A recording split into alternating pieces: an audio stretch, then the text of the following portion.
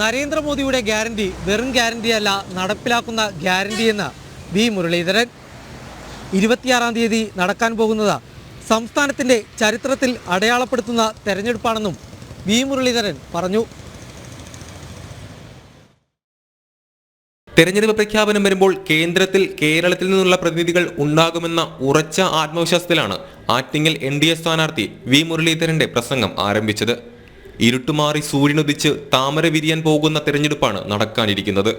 June 4-ന് അത് കേരളത്തിലും സാധ്യമാകുമെന്നും അദ്ദേഹം പറഞ്ഞു.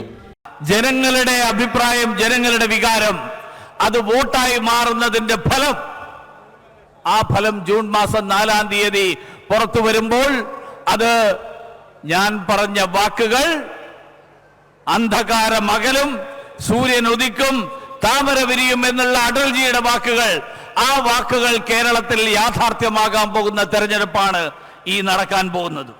BJP പുറത്തിറക്കിയത് വെറും പ്രകടന പത്രികയല്ല, വാഗ്ദാനങ്ങൾ പാലിക്കുമെന്ന് പ്രതിജ്ഞയെടുത്ത സങ്കല്പ പത്രമാണെന്നും വി മുരളീധരൻ പറഞ്ഞു. BJP പ്രകടന പത്രികയല്ല പുറത്തിറക്കുന്നത്, BJP പുറത്തിറക്കുന്നത് സങ്കല്പ പത്ര. എന്താ സങ്കല്പ പത്രം എന്ന് പറഞ്ഞാൽ? സങ്കല്പ പത്രം എന്നുള്ള ഹിന്ദി വാക്കിന്റെ അർത്ഥം പ്രതിജ്ഞാപത്രമാണ്. അതായത് ഞങ്ങൾ തിരഞ്ഞെടുക്കപ്പെട്ടാൽ ഞങ്ങളിത് നടപ്പിലാക്കുമെന്ന് പ്രതിജ്ഞ ചെയ്യുന്നു. പ്രഖ്യാപനങ്ങളല്ല, പ്രവൃത്തിയാണ് പ്രധാനം. വാഗ്ദാനങ്ങളല്ല, ആ വാഗ്ദാനങ്ങൾ പാലിക്കലാണ് പ്രധാനം. സംസ്ഥാന സർക്കാരിനെയും മുഖ്യമന്ത്രിയെയും അദ്ദേഹം രൂക്ഷമായി വിമർശിച്ചു.